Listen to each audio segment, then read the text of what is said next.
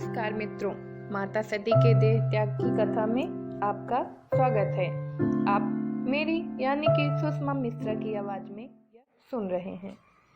भीष्म जी ने पूछा, ब्राह्मण, दक्ष कन्या सती तो बड़ी शुभ लक्षणा थी, उन्होंने अपने शरीर का त्याग क्यों किया तथा भगवान रुद्र ने किस कारण से दक्ष के यज्ञ का विध्वंस किया?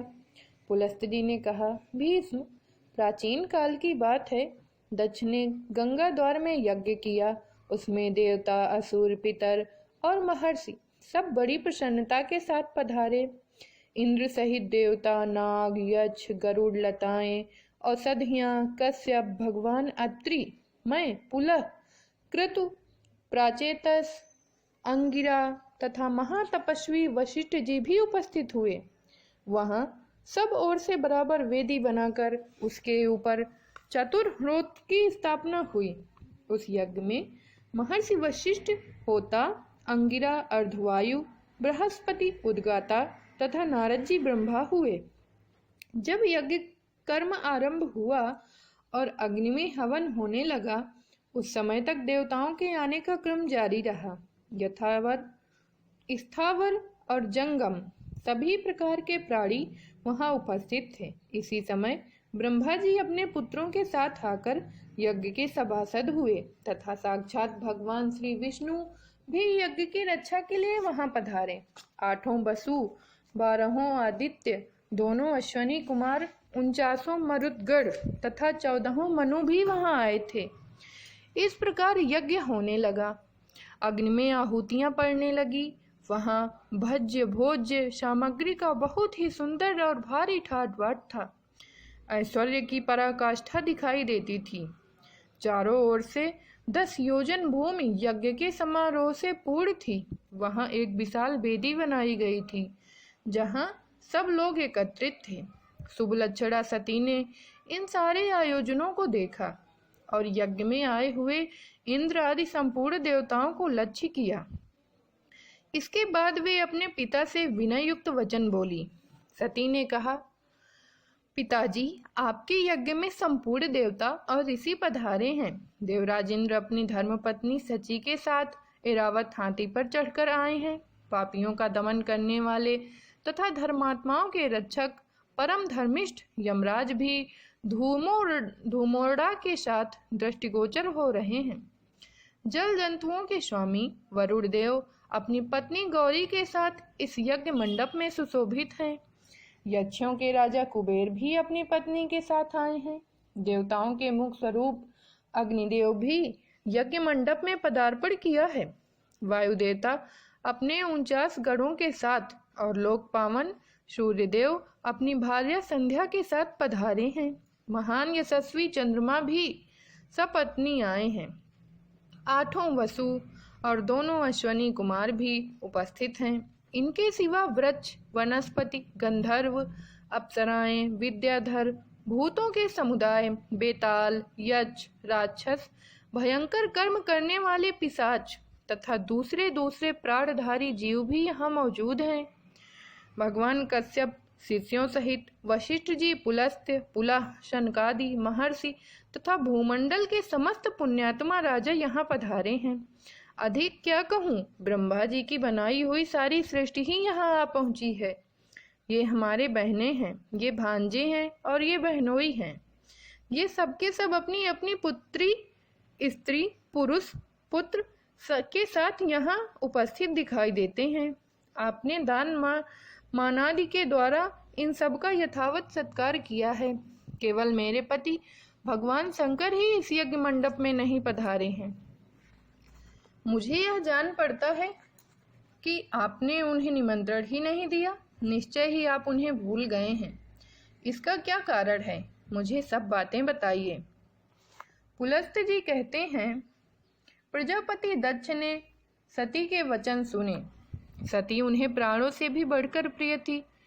उन्होंने पति के स्नेह में डूबी हुई परम सौभाग्यवती पतिव्रता सती को गोद में बिठा लिया और गंभीर होकर कहा, बेटी सुनो, जिस कारण से आज मैंने तुम्हारे पति को निमंत्रित नहीं किया है वह सब ठीक ठीक बताता हूँ।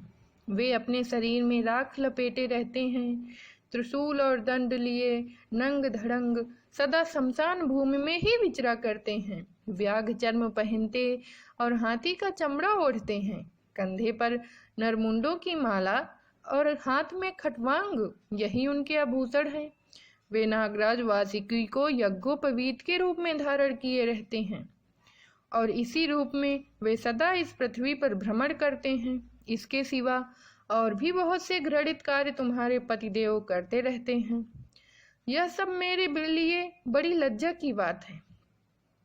भला इन देवताओं के निकट वे उस अभद्र वेश में कैसे बैठ सकते हैं? जैसा उनका वस्त्र है उसे पहनकर वे इस यज्ञ मंडप में आने योग्य नहीं हैं।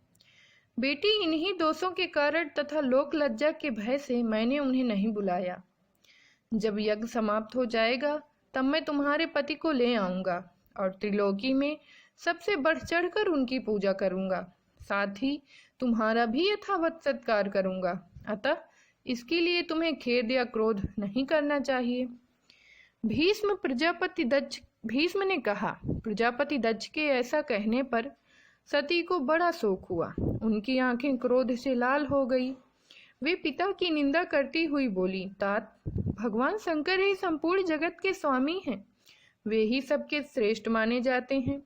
समस्त देवताओं को जो ये उत्तमोत्तम स्थान प्राप्त हुए हैं, ये सब परम बुद्धिमान महादेव जी के ही दिए हुए हैं। भगवान शिव में जितने गुण हैं उनका पूर्णतया वर्णन करने में ब्रह्मा जी की जिह्वा भी समर्थ नहीं है। वे ही सबके धाता और विधाता हैं। वे ही दिशाओं के पालक हैं। भगवान रुद्र के प्रसाद से ही इंद्र को स्वर्ग का आधिपत्य प्राप्त हुआ है। यदि रुद्र में देवत्व है, यदि वे सर्वत्र व्यापक और कल्याण स्वरूप हैं, तो इस सत्य के प्रभाव से शंकर जी आपके यज्ञ का विध्वंस कर डालें।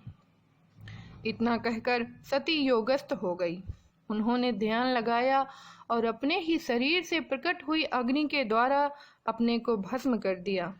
उस समय देवता, असुर, नाग, गंधर्व और गुहाक यह क्या कहते ही रह गए। किंतु क्रोध में भरी हुई सती ने गंगा के तट पर अपने देह का त्याग कर दिया। गंगा जी के पश्चिमी तट पर वह स्थान आज भी सौनक तीर्थ के नाम से प्रसिद्ध है। भगवान रुद्र ने जब यह समाचार सुना तब अपनी पत्नी की मृत्यु से उन्हें बड़ा दुख हुआ और उनके मन में समस्त देवताओं के देखते देखते उस यज्ञ को नष्ट कर डालने का विचार उत्पन्न हुआ।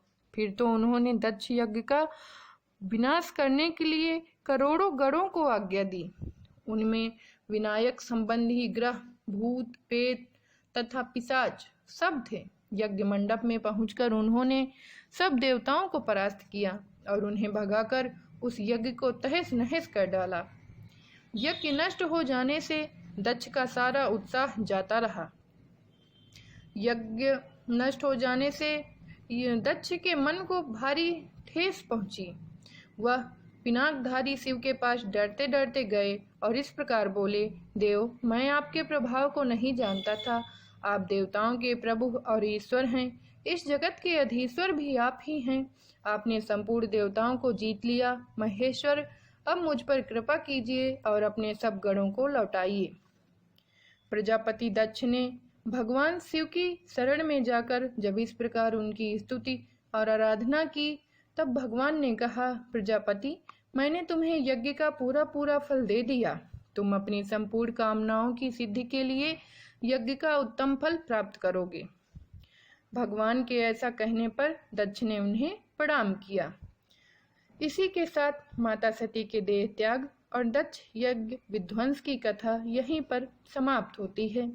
अगर मुझसे यह कथा कहने में कोई त्रुटि हुई हो तो कृपया कर क्षमा करें और मेरे चैनल को लाइक करें और सब्सक्राइब करना ना भूलें, ताकि इसी तरह की अच्छी और रोचक कथाएं आपके लिए मैं लेकर आती रहूं। धन्यवाद। अगर मेरी कहानी आपको पसंद आई हो तो प्लीज़ लाइक, शेयर और सब्सक्राइब अवश्य करें।